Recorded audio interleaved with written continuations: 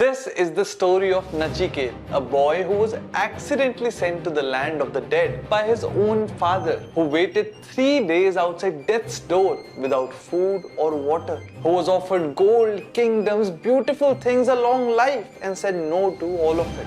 Because there was only one thing he wanted to know. And that one question from a 12-year-old boy made the god of death uncomfortable. This story is from the Katha Upanishad, and it contains what many call the most important teaching in all of Hindu philosophy. Nachiketa's father was a sage, Vajashravas, a good man, a learned man who had decided to perform a great sacrifice, a yagna, in which he would give away all of his worldly possessions. The texts say he gave away everything except his best cattle.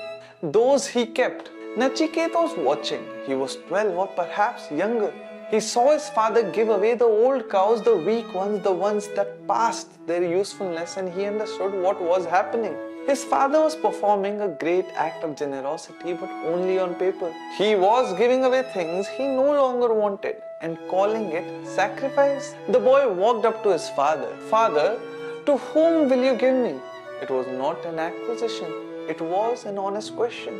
If you are giving away everything you own, then what about me? Vajashravas ignored him. Nachiketa asked again and again. On the third time, his father, irritated, snapped, "I give you to death." He said it in anger. He did not mean it. But a word spoken in ritual context carries a weight that cannot be taken back. And Nachiketa, his father's son, trained in Dharma, turned and walked towards the realm of Yama. When Nachiketa arrived at Yama's palace, Yama was not there. Nachiketa sat down outside the door. He waited. 1 day, 2 days, 3 days, without food, without water, without complaint. When Yama returned, he was distressed. A Brahmin guest had waited 3 days at his door unattended. In the Dharmic tradition, a guest, especially an uninvited one who arrives at your threshold, must be received with honor. Yama had failed this basic duty. He went to the boy immediately. "You are an honored guest. You have sat 3 days without food or water. This is my fault. Ask me 3 wishes, one for each night you waited. They are yours." Nachiketa looked at Yama, a 12-year-old, at the door of death, and his first wish was not for himself. "My father spoke in anger when he sent me here. Let his anger have passed by the time I return. Let him recognize me as his son and receive me with love." Yama granted it without hesitation. He was already impressed. The second wish, "Teach me the sacred fire sacrifice, the one that leads to heaven, the knowledge that opens the path of the immortal." Yama taught him in detail, and in honor of the body's sincerity, named that particular fire after the Nachiketa fire. 2 wishes used, 1 remaining, and here is where the story becomes something more than a legend. Nachiketa's third wish was this: when a person dies, what happens? Some say the soul continues, some say it ends. I want the truth. Teach me the secret of death. This is my third wish. The god of death, who answers every question, went quiet. And then he tried to change the subject. What Yama offered instead and how many times Nachiketa refused him is coming up. "Nachiketa," Yama said carefully, "even the gods do not fully understand this topic. It is subtle, difficult. Ask me something else." Nachiketa shook his head. "Who else can teach me except you? You are Yama, you are death itself. There is no better teacher." Yama tried a different approach. "Ask me for anything else. Children, grandchildren, as many years of life as you wish. Cattle, gold, horses, elephants, a kingdom the size of earth. Ask for any pleasure that you can imagine. Beautiful things. Everything. Just not this question." Nachiketa was still for a moment. Then all those things decay. The pleasures last for a moment. The gold runs out. The kingdom falls. "You are the lord of death. Keep your cows and your chariots. I will not trade my question for things that end." Yama kept trying. He offered immortality for Nachiketa specifically.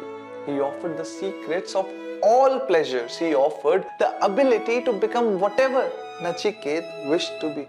Beautiful women, Nachiketa, music, dance, feast, the finest of everything. Things that humans cannot even imagine. All of this in exchange for your question. Nachiketa looked at him. Oh death, all of these pleasures wear out the energy of the senses. Even a long life is short. These things are yours. Keep them. I want to understand what does not end. That is my only wish. In this moment, Yam stopped trying to dissuade him because he understood something. This boy had already crossed the most important threshold, the one that most humans never cross. He had chosen the God over the pleasant. In Sanskrit, these are two different paths, Shreya and Preya. Shreya the good, the path that leads to liberation, often uncomfortable, often less immediately appealing. Preya the pleasant, the path of enjoyment, the things that feel good now, the distractions that feel like living but lead nowhere lasting. Most people, given the choice Yam offered Nachiketa, gold kingdoms, beautiful things, long life, would have taken it without hesitation.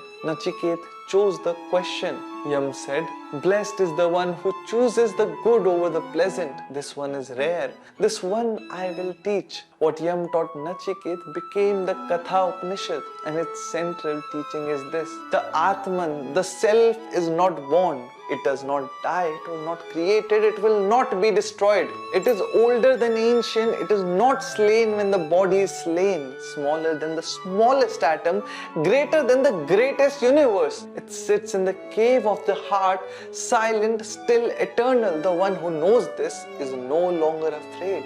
This is what Nachiketa went to the land of dead to find. Not gold, not a long life. The answer to the question that everyone asks and almost no one follows all the way to the end. What am I? What continues? What does not end? Swami Vivekananda, who read almost everything, said the Katha Upanishad was his favorite text. Its most famous line is this: arise, awake and stop not until the God is reached. It was spoken by Yam to Nachiketa about the path to the self, about how few people actually walk it and how the path, through narrow as a razor's edge, is the only way that leads to somewhere that matters. A 12-year-old boy went to the land of dead and came back with the most important question ever answered. The only question worth trading everything for.